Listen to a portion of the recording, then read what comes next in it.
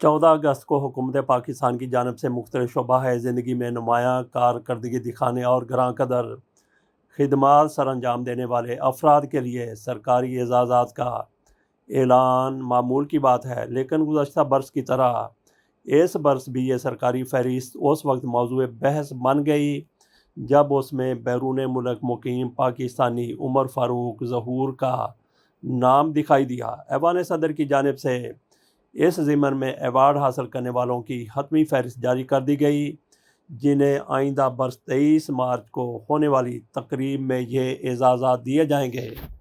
عمر فاروق ظہور کو سماجی شعبے میں خدمات سر انجام دینے پر حلالی امتیاز دینے کی سفارش کی گئی ہے۔ کیبنٹ ڈویژن کے ایک افسر نے بی بی سی کو بتایا کہ یہ وہی شخصیت ہیں جن کا نام عمران خان کے خلاف توشہ خانہ کیس میں سعودی ولی عہد کی جانب سے سابق وزیر اعظم کو تحفے میں دی جانے والی بیش قیمت گھڑی کے خریدار کے طور پر سامنے آیا تھا۔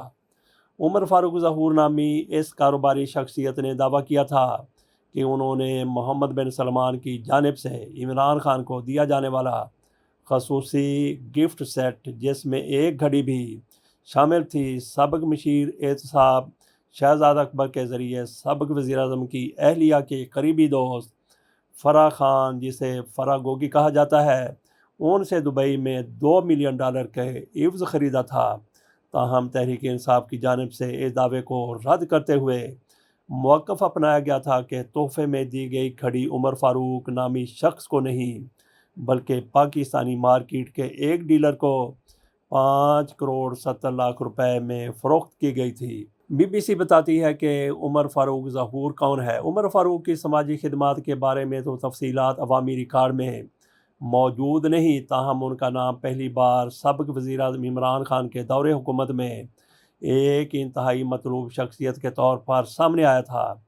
یہ وہ وقت تھا جب عمر فاروق ظہور کے خلاف اپنی بیوی کو سنگین نتائج کی دھمکیاں دینے اور بچوں کو زبردستی چھیننے کے الزام میں اسلام آباد کے تھانہ سیکریٹریٹ میں مقدمہ درج کیا گیا تھا اور انہیں اشتہاری بھی قرار دیا گیا تھا۔ اسی سلسلے میں ان کا نام بیرون ملک ہونے کی وجہ سے انٹرپول کی فہرست میں بھی ڈال دیا گیا تھا۔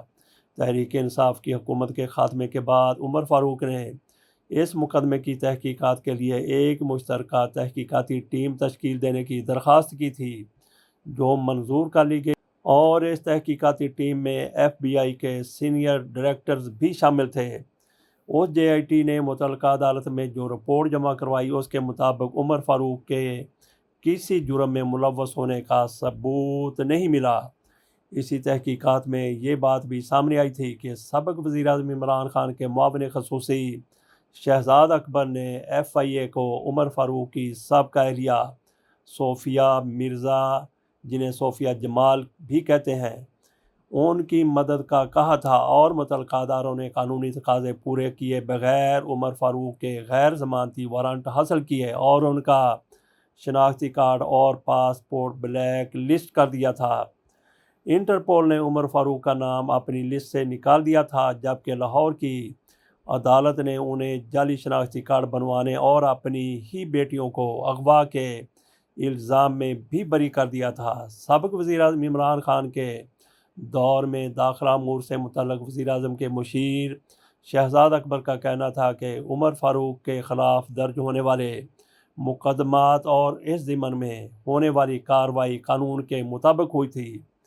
بی بی سی سے بات کرتے ہوئے انہوں نے کہا کہ ان کی حکومت کے خاتمے کے بعد مذکورہ شخص نے ایف آئی اے کے ساتھ ملی بھگت کر کے اپنے خلاف درج ہونے والے مقدمے کو نہ صرف ختم کروایا بلکہ ان کو یعنی شہزاد اکبر کے خلاف مقدمہ درج کروایا، جس کے بارے میں انہوں نے اسلام آباد ہائی کورٹ میں درخواست دائر کی، اور ہائی کورٹ نے ان کی درخواست کو منظور کرتے ہوئے شہزاد اکبر، صوفیہ مرزا اور دیگر کے خلاف مقدمات خارج کر دیے تھے۔ عمر فاروق کا نام اعزازات کی فہرست میں کیسے پہنچا؟ سرکاری اعزازات کے حوالے سے ناموں کی منظوری کے لیے قائم کی گئی کمیٹی کے سربراہ اور وفاقی وزیر احسن اقبال کا کہنا ہے کہ انہیں یاد نہیں کہ انہوں نے عمر فاروق کا نام ایوارڈ لینے والوں کی فہرست میں شامل کیا تھا۔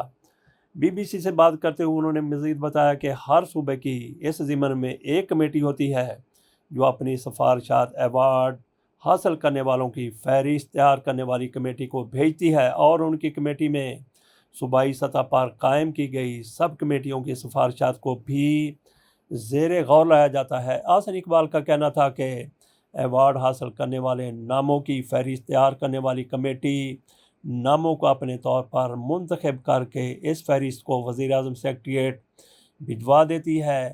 یہاں پر اسے حتمی شکل دینے کی کوشش کی جاتی ہے۔ انہوں نے کہا کہ وزیر اعظم سیکریٹریٹ میں بھی اس فہرست میں مختلف لوگوں کے نام شامل کیے یا نکالے جاتے ہیں۔ کمیٹی کے ایک اور رکن نے نام ظاہر نہ کرنے کی شرط پر BBC کو بتایا کہ وزیر اعظم ہاؤس یا وزیر اعظم سیکریٹریٹ میں ہی اس فہرست میں تبدیلی نہیں کی جاتی، بلکہ ایوان صدر میں بھی جب اس فہرست کو حتمی نوٹیفیکیشن کے لیے بھجوایا جاتا ہے تو وہاں پر بھی اس فہرست میں رد و بدل ہوتا ہے۔ تاہم ایوان صدر میں اعلیٰ عہدے پر فائز ایک افسر کے مطابق وہاں اسی فہرست کو حتمی سمجھا جاتا ہے جو وزیر اعظم سیکریٹریٹ کی طرف سے انہیں بھجوائی جاتی ہے۔ اس ویلاگ کے آخر میں ہم آپ کو یہ بھی بتائیں گے کہ وزیر اعظم ہاؤس کے بعد بھی تبدیلی ہو سکتی ہے، اور یہ تبدیلی ہوئی ہے۔ BBC مزید کہتی ہے کہ احسن اقبال سے جب یہ پوچھا گیا کہ کون سے سماجی خدمات یا پبلک سروس کی بنیاد پر عمر فاروق کا نام ایوارڈ حاصل کرنے والوں کی فہرست میں ڈالا گیا، تو احسن اقبال کا کہنا تھا کہ اس سے متعلق وہ کچھ نہیں کہہ سکتے، اور اس بات کو بھی خارج از امکان قرار نہیں دیا جا سکتا کہ صوبائی سطح پر بنائی گئی سب کمیٹی نے ان کا نام ایوارڈ کے لیے تجویز کیا ہو۔ کابینہ ڈویژن کے ایک اہلکار کے مطابق ایوارڈ کے لیے جن افراد کو نامزد کیا جاتا ہے، اس کا طریقہ کار یہ ہے کہ اس کی سماجی خدمات یا اگر وہ کوئی سرکاری ملازم ہو تو اس کا سروس ریکارڈ بھی چیک کیا جاتا ہے۔ تاہم عمر فاروق ظہور کی سماجی خدمات کے بارے میں کوئی تفصیل ابھی تک ریکارڈ پر نہیں آئی۔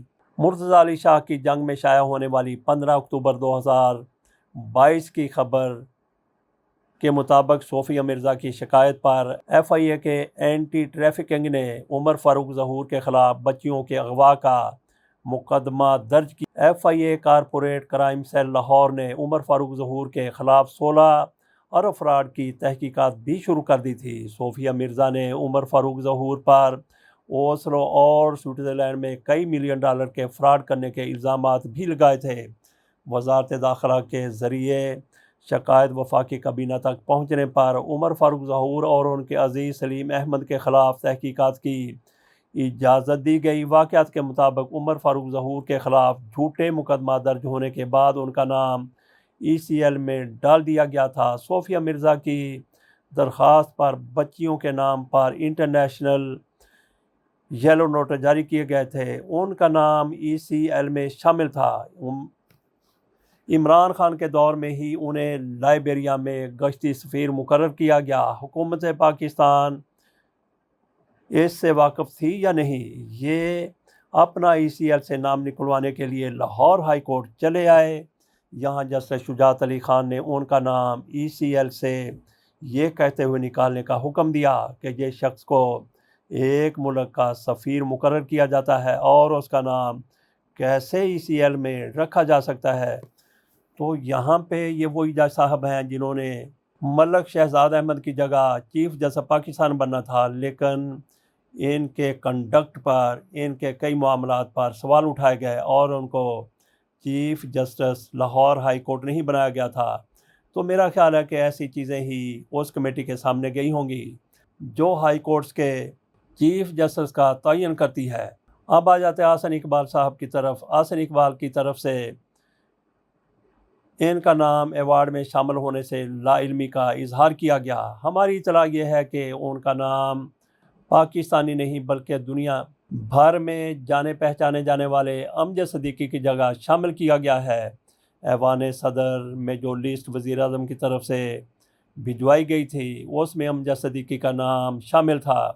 وہاں سے لسٹ واپس آئی تو ان کے نام کے نیچے ریڈ مارکر سے نشان لگا ہوا تھا۔ اندازہ کیجئے کہ ڈاکہ مارا گیا، ڈاکہ بھی کس کے حق پر مارا گیا اور کس بندے کو سامنے لایا گیا؟ امجد صدیقی، جو معذور ہونے کے ساتھ ساتھ بہت بڑے بزنس مین بھی ہیں، رائٹر ہیں، کالمسٹ ہیں، پاکستان ہی نہیں بلکہ دنیا بھر میں جانی پہچانے جانے والی شخصیت ہیں۔ ایوان صدر میں ان کا نام کاٹ کے عمر فاروق ظہور کا نام صرف اس لیے ایوارڈز میں شامل کر لیا گیا کہ وہ عمران خان کے خلاف ایوارڈ دینے والوں کے اعماء پر زہر اگلتے رہے ہیں۔ 14 اگست کے موقع پر 104 لوگوں کے لیے ایوارڈز کا اعلان کیا گیا تھا، تو کیا باقی لوگوں کے ایوارڈز بھی اسی طرح سے متنازع ہیں؟ یہ بہت بڑا سوال ہے۔ اس حوالے سے عطا اللہ قاسمی صاحب کی طرف سے ایک چشم کشا آرٹیکل لکھا گیا ہے، اس پر ہم اگلے ویلاگ میں انشاءاللہ بات کریں گے کہ کس طرح سے عارفہ صبح خان اور امجد صدیقی جیسے حقدار لوگوں کو ایوارڈ سے محروم رکھا جاتا ہے اور عمر فاروق ظہور جیسے لوگوں کو ایوارڈ تفویض کر دیے جاتے ہیں۔ اجازت دیجیے اور ماتم کیجیے آج کے ہمارے حکمرانوں کا، جو اس طرح سے ایوارڈز کی بھی بندر بانٹ کرتے ہیں۔ اللہ حافظ۔